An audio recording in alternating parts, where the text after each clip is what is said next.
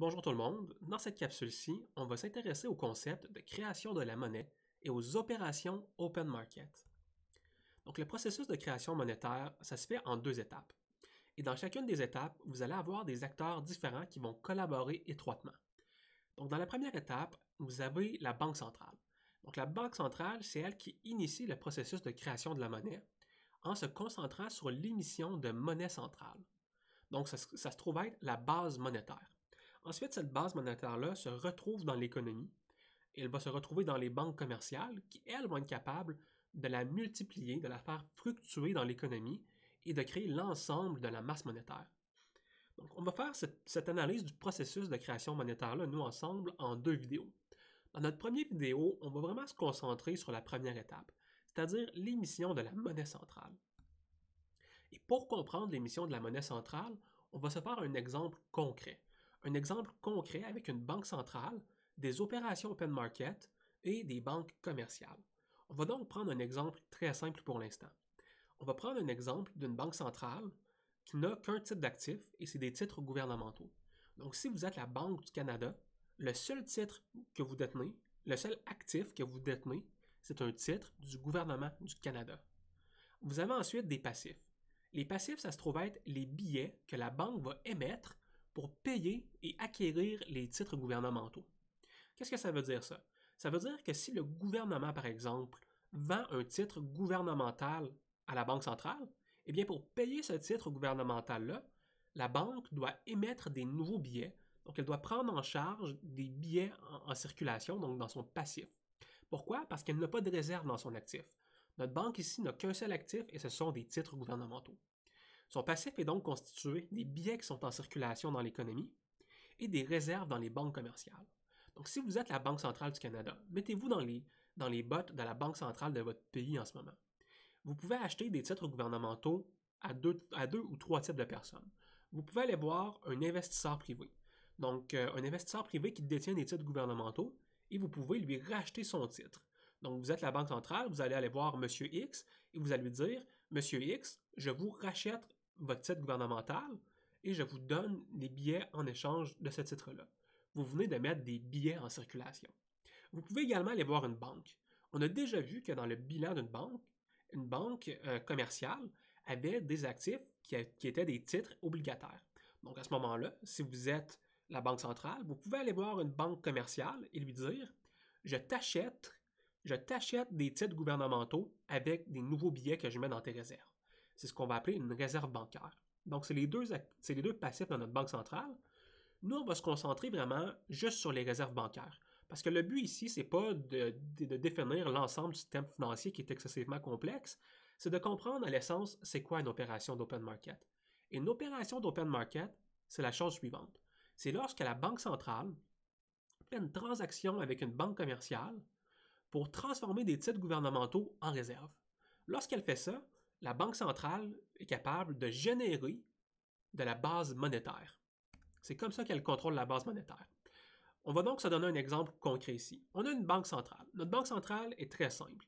Elle possède 100 milliards de dollars en actifs, en titres obligataires, en titres du gouvernement, et elle possède la contrepartie en réserve bancaire. Donc, elle a émise 100 milliards de dollars en réserve bancaire dans l'ensemble du système pour acquérir ces 100 milliards de titres-là. Donc ça, c'est notre banque centrale. Et vous avez une banque commerciale. Ici, notre banque commerciale, elle a des réserves, des titres et des prêts, hein, comme une banque commerciale normale en a, et elle a des dépôts et des capitaux propres. Donc, on se rappelle, on avait déjà vu qu'une banque commerciale devait respecter généralement la règle du 10%. Et la règle du 10% nous dit la chose suivante.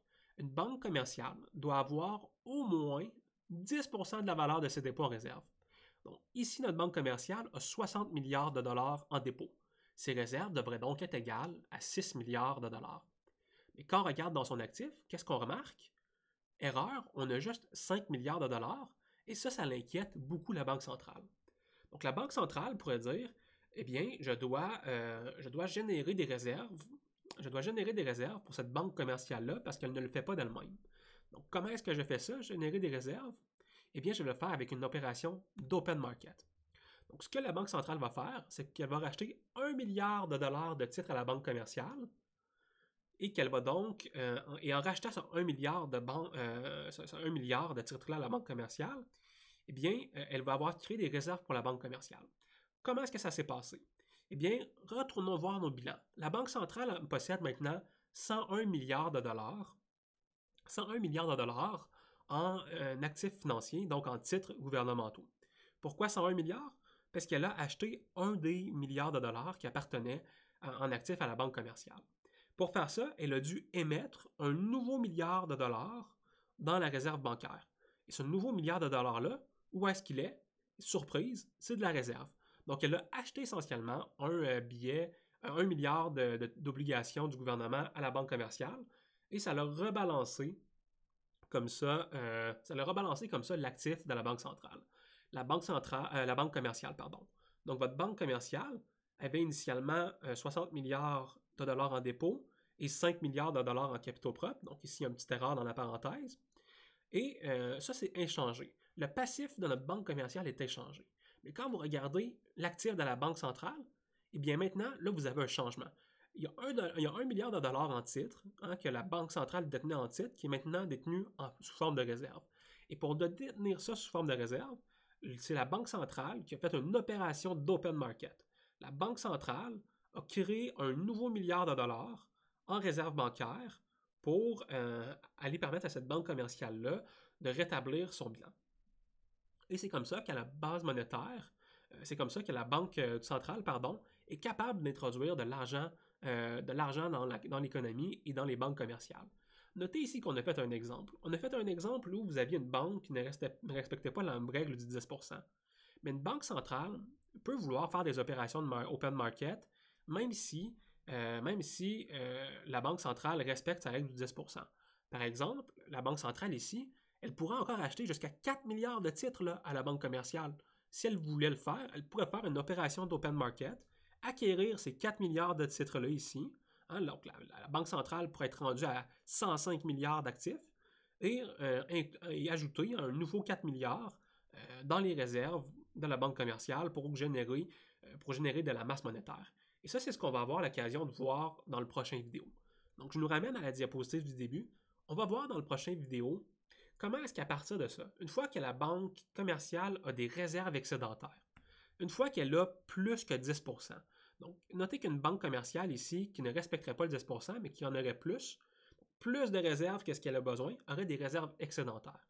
Et nous, ce qu'on va voir, on va voir comment est-ce qu'une banque commerciale avec des réserves excédentaires fait pour créer de l'argent dans l'économie.